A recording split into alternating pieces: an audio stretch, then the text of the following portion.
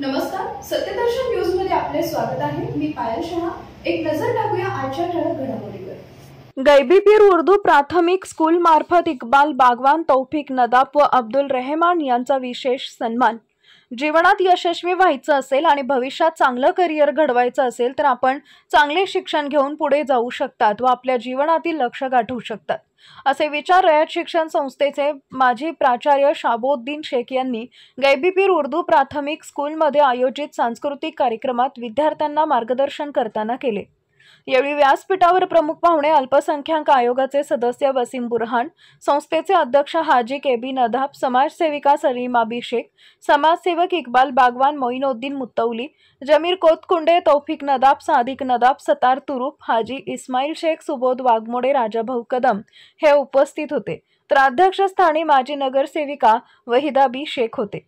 प्रारंभी पाहुण्यांचं स्वागत शाळेचे मुख्याध्यापक अब्दुल मजीद शेख यांनी केले।